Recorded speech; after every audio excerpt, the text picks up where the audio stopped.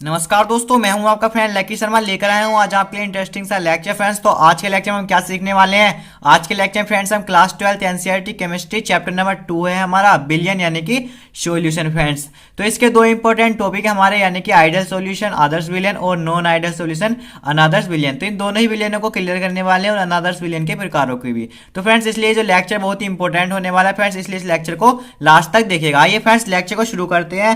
पहला है हमारा आदर्श विलियन यानी कि आइडियल सॉल्यूशन क्या होता है फ्रेंड्स। तो बेसभी विलयन जो किसी भी ताप एवं सांद्रता पर राउल्ट के नियम का पालन करते हैं तथा इनके निर्माण के समय एंथैल्पी एवं आयनन में कोई परिवर्तन नहीं होता है फ्रेंड्स।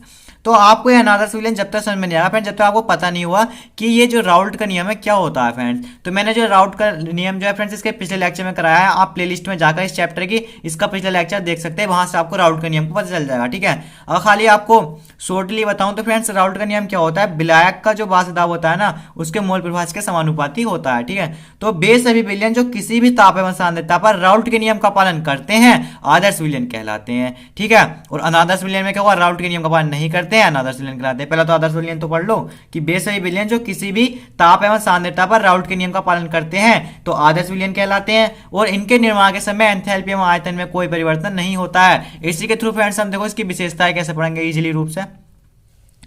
पहली हमारी यह राउल्ट के नियम का पालन करता है। तो राउल्ट के नियम ने क्या बताया था हमें, पी ए बराबर पी नोट ए एक्स ए पालन करता है फ्रेंड्स, इसलिए मैंने बराबर लगा दिया। ठीक है, पी वी बराबर पी नोट वी और एक्स बी, ये दोनों चीज जो है प्रूव करके दिखाई मैंने राउल्ट के नियम। इसलिए फ्रेंड्स सबसे पहले जाकर आप इस चैप्टर की प्लेलिस्ट में जो है कौन सा लेक्चर देंगे इससे जस्ट पिछले वाले लेक्चर को देख सकते हैं, उसमें आपको राउल्ट का नियम पूरा क्लियर हो जाएगा।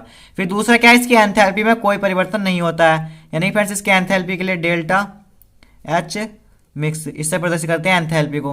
तो इसमें क्या होगा फ्रेंड्स, हमारा कोई भी परिवर्तन नहीं होगा। इसके आयतन में परिवर्तन नहीं होता है, आयतन डेल्टा वी मिक्स, इसके आयतन में भी कोई परिवर्तन नहीं होता है।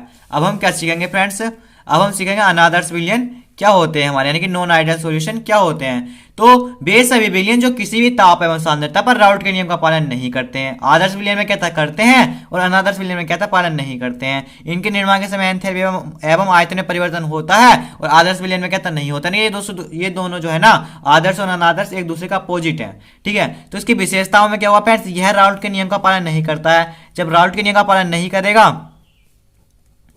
Not equal to P naught A X A, P B naught equal to P naught B और जी एक्स बी। पालन करते तो फ्रेंड्स बराबर आया था, जब पालन नहीं करते तो इसलिए फ्रेंड्स नोट इक्वल टू आ गया। अगला क्या हमारा, इसके एंथैल्पी में परिवर्तन होता है कि डेल्टा एच मिक्स, यानी इसके एंथैल्पी जो ऊर्जा है उसमें क्या होता है फ्रेंड्स, परिवर्तन होता है कि परिवर्तन होता है, इसलिए फ्रेंड्स नोट इक्वल टू आगा। ठीक है, नहीं होता तो बराबर जीरो आ जाता। आयतन में परिवर्तन होता है, इसका मतलब डेल्टा वी मिक्स, यानी कि इसका आयतन में भी परिवर्तन होता है, जीरो नहीं रहता है, यानी परिवर्तन होता है। तो फ्रेंड्स हमने क्या क्या सीख लिया, आदर्श विलयन सीख लिया, आदर्श विलयन क्या होता है और अनादर्श विलयन क्या होता है। अब हम फ्रेंड्स से क्या पढ़ने वाले हैं, अनादर्श विलयन के प्रकारों को पढ़ने वाले हैं फ्रेंड्स। उसके लिए पहले मैं पेज इंसर्ट कर लेता हूं। तो फ्रेंड्स मैंने पेज इंसर्ट कर लिया। बात करूं अनादर्श विलयन के प्रकारों की फ्रेंड्स, तो दो प्रकार के होते हैं, धनात्मक विचलन प्रदर्शित करने वाले अनादर्श विलयन और ऋणात्मक विचलन प्रदर्शित करने वाले अनादर्श विलयन। तो सबसे पहले हम क्या सीख लेते हैं, धनात्मक विचलन प्रदर्शित करने वाले अनादर्श विलयन को सीख लेते हैं। तो इस प्रकार के विचलन में क्या होता है गाइस, विलयन के प्रत्येक अवयव ए एवं बी का जो आंशिक दाब होता है ना, ए एवं बी का, ए का आंशिक दाब और जी बी का जो आंशिक दाब होता है राउल्ट के नियम के द्वारा निर्धारित किए गए बाष्प दाब से अधिक होता है। समझ गए, राउल्ट के नियम राउल्ट के नियम ने क्या दिखाया था, पी नोट ए और एक्स ए, और बी के लिए दिखाया था पी नोट बी और x B.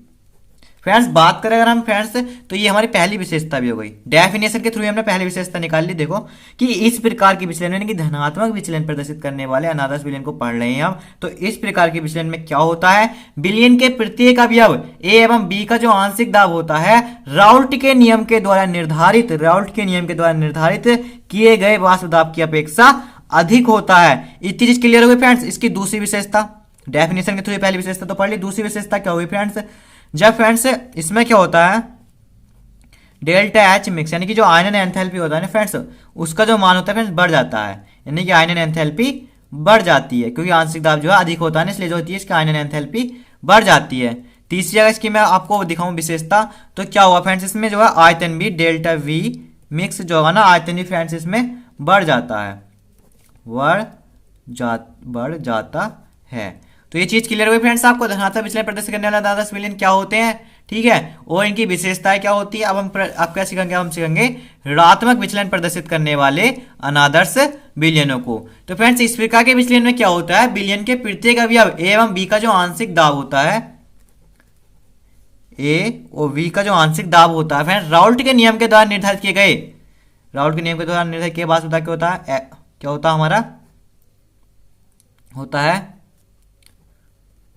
P naught B और एक्स बी निर्धारित किए गए वास्तविक दाब की अपेक्षा कम होता है, ठीक है, कम होता है। इतनी चीज क्लियर हुई। तो फ्रेंड्स इसमें क्या होने वाला है, पहली हमारी क्या हो गई है, पहली विशेषता हो गई। एक बार और सुन लो कि इस प्रकार के विचलन में विलयन के प्रत्येक अवयव ए एवं बी का जो आंशिक दाब होता है ना, राउल्ट के नियम के द्वारा निर्धारित किए गए वास्तविक दाब की अपेक्षा कम होता है। राउल्ट के नियम में निर्धारित किया गया था हमारा पी ए बराबर पी नोट ए एक्स से और पी बी बराबर P naught B X B. तो इसमें क्या कम होता है, इसलिए फ्रेंड्स कम होने का मैंने चिन्ह आपको दिखा दिया है।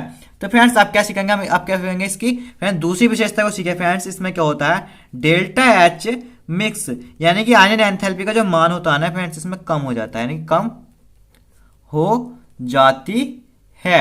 अब बात करें फ्रेंड्स अब आयतन की, तीसरी जो है हमारी इसकी विशेषता, तो डेल्टा वी मिक्स यानी कि जो इसका आयतन होगा वो भी फ्रेंड्स कम हो जाता है। तो फ्रेंड्स इस प्रकार आज हमने क्या क्या सीखा फ्रेंड्स, आज हमने सीखा सबसे पहले आदर्श विलयन क्या होता है, ठीक है, और फिर उसके बाद हमने सीखा अनादर्श विलयन क्या होता है, फिर उसके बाद सीखा फ्रेंड्स हमने धनात्मक विचलन प्रदर्शित करने वाले अनादर्श विलयन और ऋणात्मक विचलन प्रदर्शित करने वाले अनादर्श विलयन। तो फ्रेंड्स आदर्श विलयन क्या होते हैं, एक बार रिवाइज करा दूं, वे सभी विलयन जो किसी भी ताप एवं सांद्रता पर राउल्ट के नियम का पालन करते हैं तो उन्हें कहते हैं आदर्श विलयन, और जो राउल्ट के नियम का पालन नहीं करते उन्हें कहते हैं अनादर्श विलयन। और धनात्मक विचलन प्रदर्शित करने वाले विलयन क्या होते हैं, तो इस प्रकार विचलन में विलयन के प्रत्येक अवयव ए एवं बी का जो आंशिक दाब होगा ना, राउल्ट के नियम द्वारा निर्धारित किए गए वास्तविक दाब से क्या होगा, अधिक होगा, और ऋणात्मक में क्या होगा फ्रेंड्स, कम होगा। तो फ्रेंड्स आज हमने कौन कौन से टॉपिक सीख लिए, एक बार और रिवाइज करा दूं आपको, कौन से, आदर्श विलयन, अनादर्श विलयन और अनादर्श विलयन के प्रकार, यानी कि धनात्मक विचलन प्रदर्शित करने वाले अनादर्श विलयन और ऋणात्मक विचलन प्रदर्शित करने वाले अनादर्श विलयन। तो फ्रेंड्स आज हमने बहुत कुछ सीख लिया है फ्रेंड्स। यदि आपको ये सब चीजें क्लियरली रूप से समझ में आ गई है, आपको कोई भी चीज रटने की जरूरत नहीं पड़े इस वीडियो को देखने के बाद, तो फ्रेंड्स आप चैनल को सब्सक्राइब करना। और यदि फ्रेंड्स आपको कुछ भी चीज समझ में नहीं है तो फ्रेंड्स चैनल को सब्सक्राइब मत करना। और हाँ फ्रेंड्स यदि आप इसी तरीके से आगे के जो टॉपिक्स हैं उनको सीखना चाहते हैं तो इसके लिए फ्रेंड्स यदि अभी तक आपने हमारे YouTube चैनल को सब्सक्राइब नहीं किया तो सबसे पहले सब्सक्राइब कर लो, लाइक करो, शेयर करो और कमेंट करो। Thank you friends.